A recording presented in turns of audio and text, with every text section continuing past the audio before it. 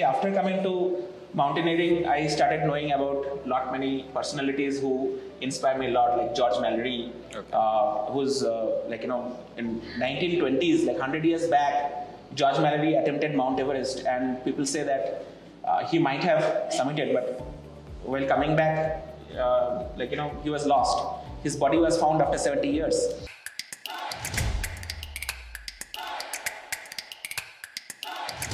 So, thank you all for joining, and thank you Satyarup for coming. It's a pleasure. So, what we'll do is basically we'll start with Satyarup's journey, why he's going to North Pole first. Then Vikas will come in and take the conversation forward with all the questions, what he has been achieving, what he has done, what is the cause for going to North Pole, what were the causes before he had gone, right? All of those things. So yes, let's start with North Pole then. There are many mountains to climb tonight, so yeah. Yeah, hi. Mountain climbing was never my childhood dreams. And how can a child who had asthma can think of climbing a mountain? Forget climbing a mountain. I couldn't even run 100 meters without the aid of an inhaler, those inhalers. And this went on till my college days. So I still remember that in the school days, I used to love playing football. But due to this asthma, I slowly I saw that I went to the backy, from there to the goalkeeper, and one fine day I was out of the playground. But then, if that playground was snatched away from me, I decided to find my own playground.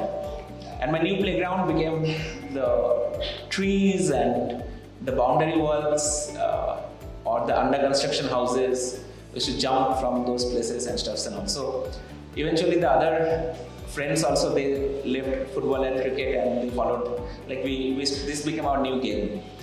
But that time I never thought that walking on the parapets and walking on the boundary walls will actually lead that I will be walking on the mountains and walking on the on those steep walls. But I took a chance, and then finally when I went for the trek, and that trek is not like a Himalayan trek or the Andes or Alps.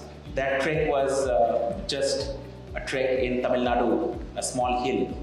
But trust me, that one single hill was more than Mount Everest for me, because that implanted a belief system that yes, I too can. And then there was no looking back. And that became the foundation of the success. So remember one thing, that success creates more success. And then the journey started like this. And today I stand at a place where I have climbed the highest mountains of all the 7 continents and the highest volcanoes of all the 7 continents, which was like an impossible dream for me. I never thought that I could even do that, because with limited resource, the biggest challenge was to take that first step.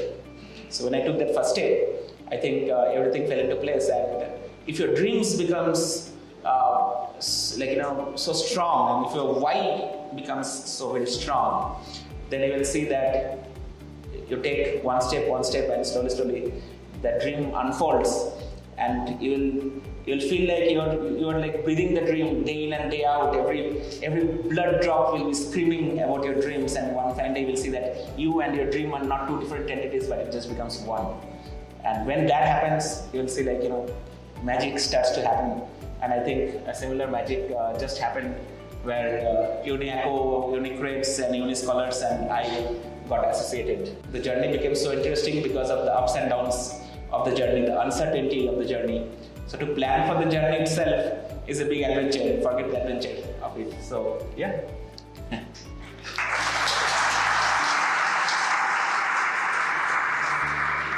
Really inspiring, I would say, and we are really honored to be associated with you during your final Grand Slam. Just to give you guys some heads up, so UniAcco's flag he is carrying, which would be hoisted in North Pole.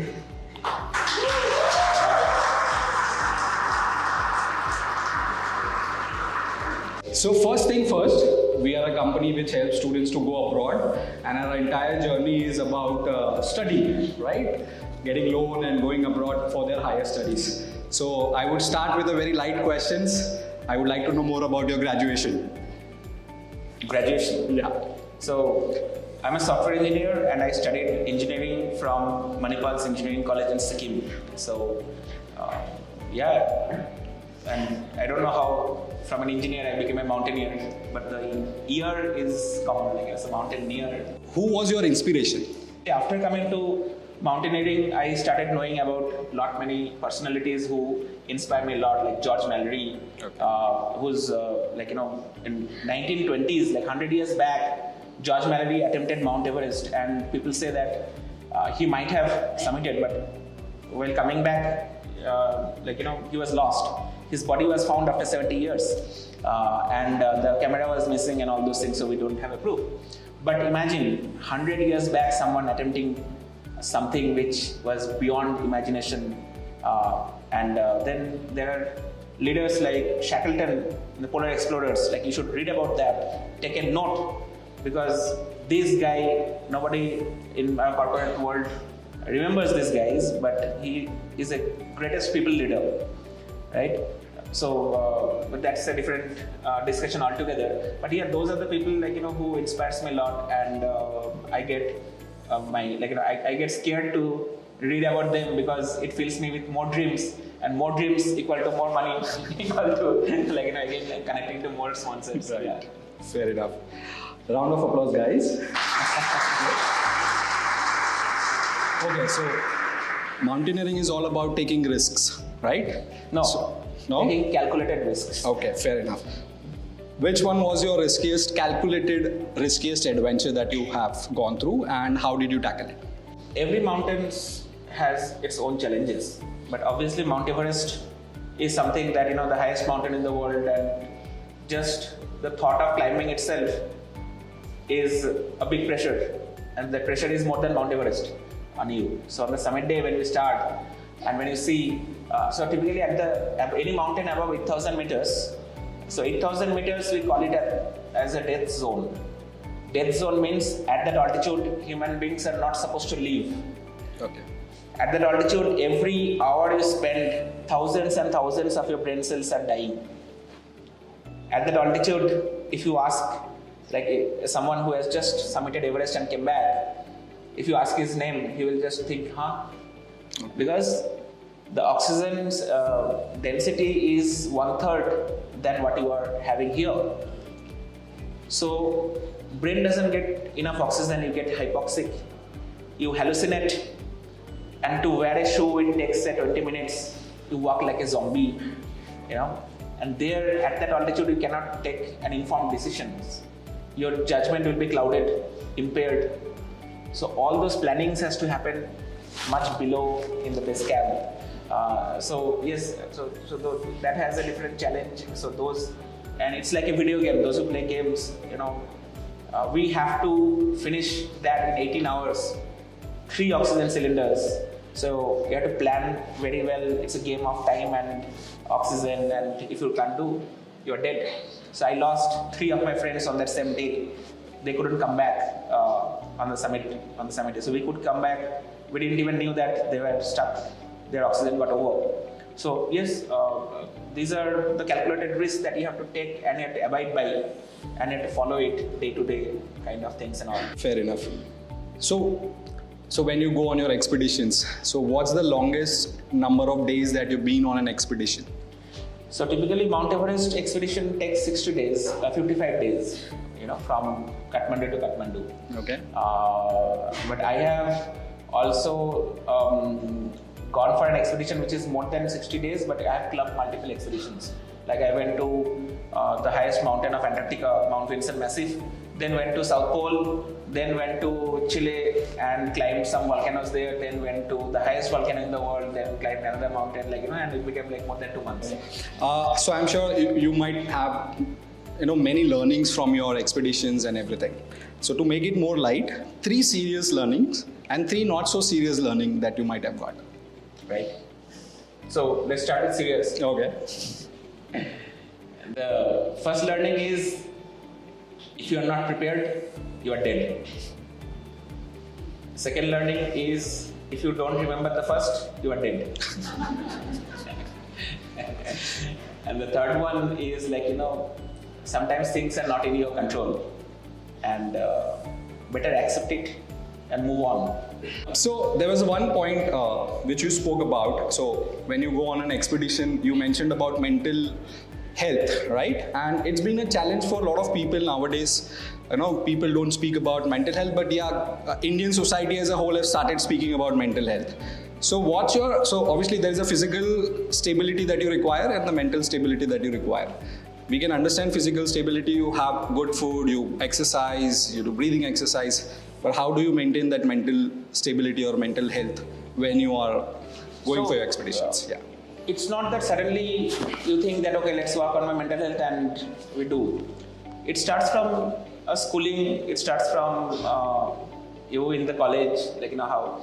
So instead of, I think even in the COVID has taught us that academics is definitely important, because with the academics result, it is a passport to your higher studies and better opportunities and all.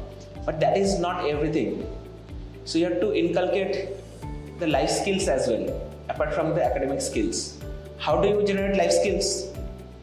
You can have so many different ways. The best way is to go outdoors.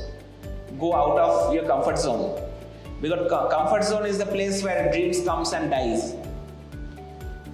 Comfort zone is that place, it's a kind of tomb where dreams go there and die.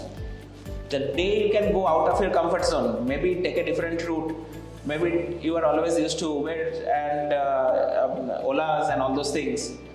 Go in a bus, go in a different city all alone. So these are small steps that you can take which will build your life skills, and these life skills internally actually make gives you that mental strength. And similarly, if you read books, then any books that you recommend?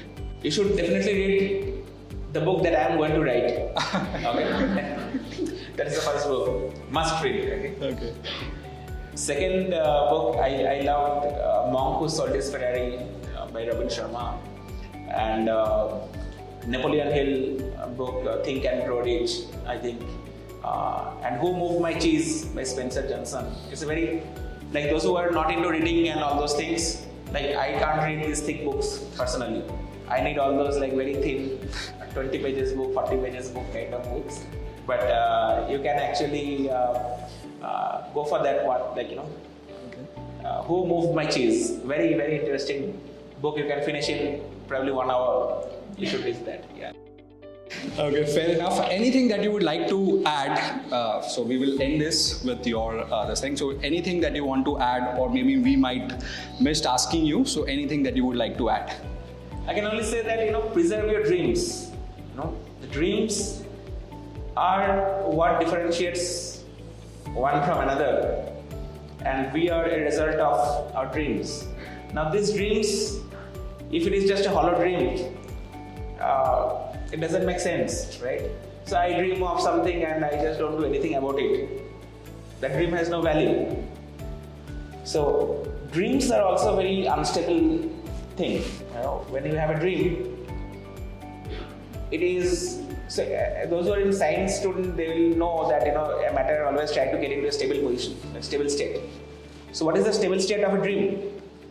It is a wish.